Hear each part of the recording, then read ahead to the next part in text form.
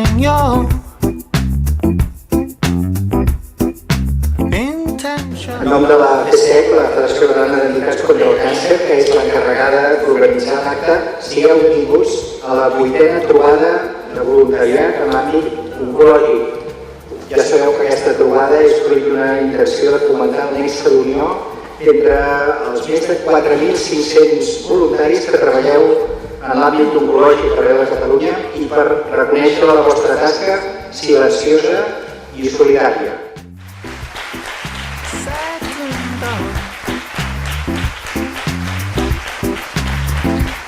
But it's better to say nothing than say something wrong.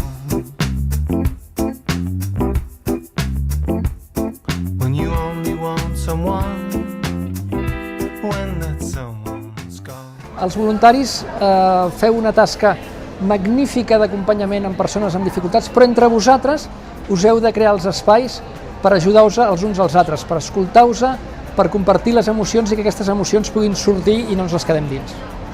Jo veig una energia dels voluntaris entre els voluntaris fantàstica i per tant que us trobeu, que us uniu i que diguéssim, us sapigueu els uns al costat dels altres és fonamental. Si algú és de veritat protagonista en aquest event són els voluntaris i que l'aplaudiment i el reconeixement va sens dubte per ells.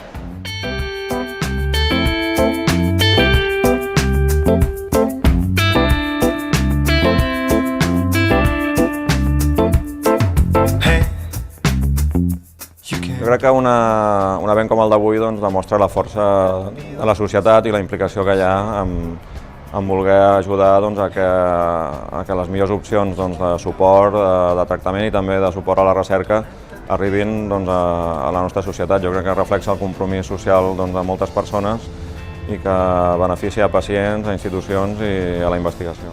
Ens fa reflexionar plegats i ens dona forces al veure que són moltes les persones que treballem amb objectius comuns. I també et dona una visió diferent de la teva pròpia vida, ¿no? Y t'enriqueix, evidentment, com a persona. He conocido a padres y madres que me han dado unas lecciones ejemplares y eso me ha ayudado a crecer a mí, como persona. Tota la finalitat és la mateixa, tothom per al malalt.